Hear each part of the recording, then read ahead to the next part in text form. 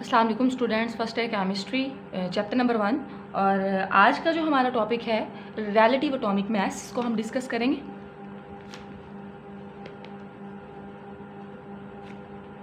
ठीक है, relative atomic mass, इसको मैं RAM भी लिख सकती हूँ, रिलेटिव एटॉमिक मास। ठीक है, अब यहाँ पे रिलेटिव एटॉमिक मास में हम दरअसल एलिमेंट की बात कर रहे हैं। रिलेटिव एटॉमिक मास में हम किसकी बात करेंगे? एलिमेंट के एटॉमिक मास के बारे में। अब इस टॉपिक को स्टार्ट करने से पहले अगर हम पहले मास के बारे में डिस्कस कर लें कि रिलेटिव मास क्या होता है, तो इस टॉपिक को अंडरस्टैंड करना हमारे लिए ज़्यादा आसान हो जाएगा। ठीक है, तो इस चीज़ को समझाने के लिए मैं आपको एक जनरल एग्जांपल देती हूँ। ठीक है, डायग्राम में तो खैर थोड़ा सा आपको एक आइडिया हो जाएगा।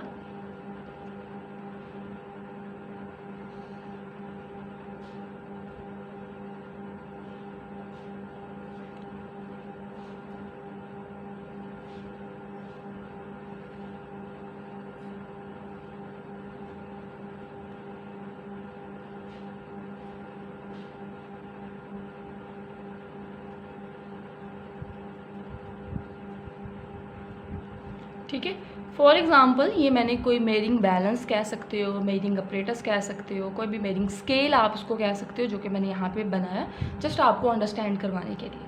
अब मैं फॉर एग्ज़ाम्पल 1 kg मैंगो लेने, ठीक है, 1 kg मैंगो के लिए क्या करेंगे, एक साइड पे हम लोग एक यूनिट रखेंगे जिसका वेट कितना होगा 1 किलोग्राम, और दूसरी साइड पे हम क्या चीज़ रखते जाएंगे, हम दूसरी साइड पे यहाँ पे मैंगोज़ रखते जाएंगे। ठीक है, और तब तक रखेंगे जब तक कि ये दोनों साइड्स के जो मेरे पास बैलेंस हैं वो एक दूसरे के बराबर नहीं हो जाते।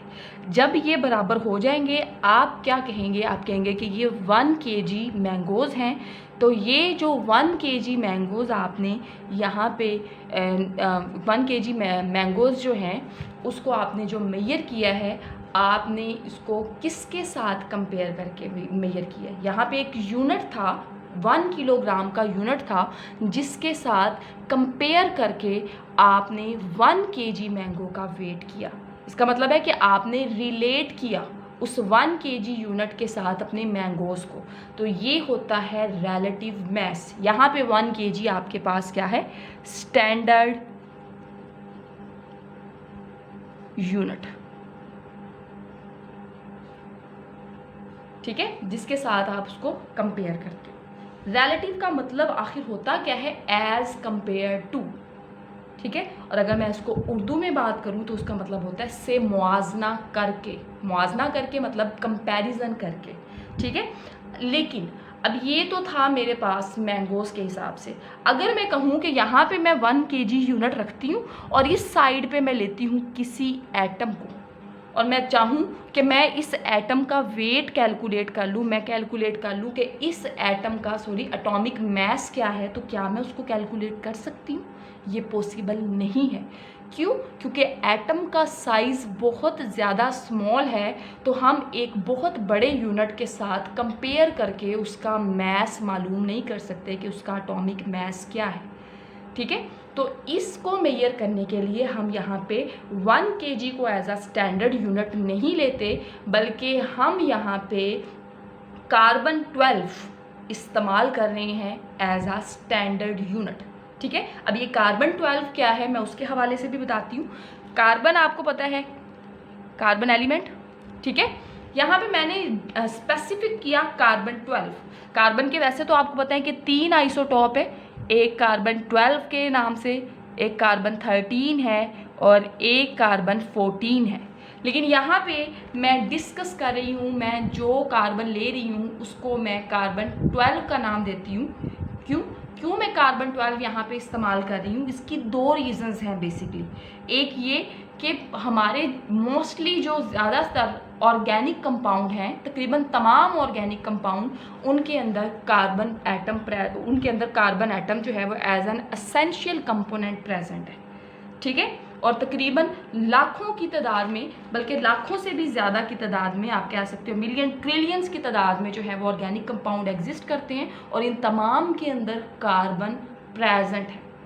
ठीक है, तो हम यहाँ पे कार्बन को ले रहे हैं। और दूसरी रीज़न ये है कि कार्बन 12 को ही क्यों ले रहे हैं, इसकी वजह ये है कि कार्बन 12 का जो आइसोटोप है ये ज़्यादा स्टेबल है इन कंपैरिजन टू कार्बन 13 और कार्बन 14, जिसको हम एज अ रेफरेंस या एज अ स्टैंडर्ड नहीं ले सकते।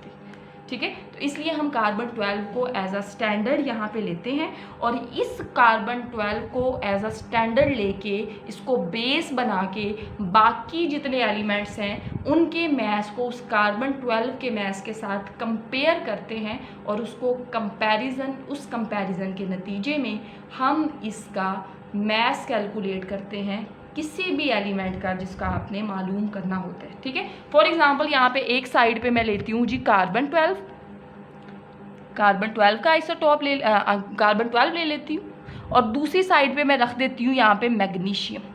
जैसे ही आप मैग्नीशियम रखोगे तो क्या होगा, ये जो इस साइड वाला जो हमारा बैलेंस है ये नीचे की तरफ आ जाएगा थोड़ा सा।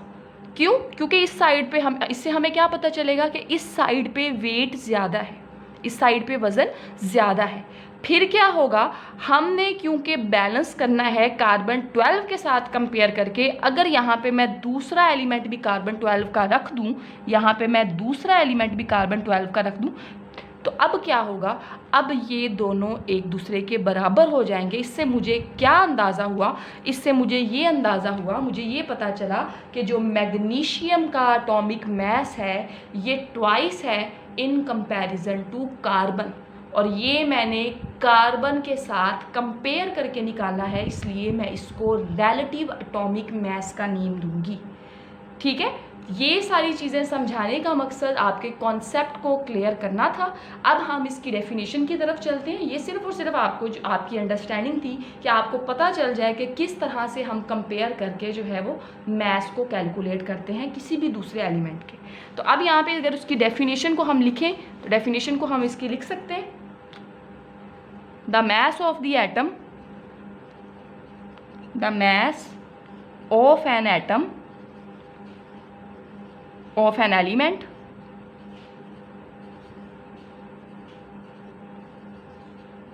as compared to an atom of carbon 12।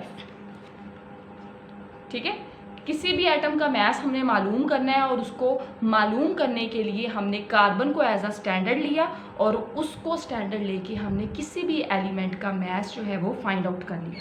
ठीक है, अब यहाँ पे जो है वो बहुत सारी एग्जांपल्स हैं कि कंपैरिजन की मदद से आपने बहुत सारे जो एलिमेंट्स हैं उनका एटॉमिक मैस कैलकुलेट किया इस रिलेटिव एटॉमिक मैस की मदद से। जैसे कि फॉर एग्जांपल हाइड्रोजन है, तो हाइड्रोजन का रिलेटिव एटॉमिक मैस 1.008। ठीक है, ये है आपके पास। ये जो रिलेटिव एटॉमिक मैस है ये AMU की फॉर्म में लेते हैं, एटॉमिक मैस यूनिट।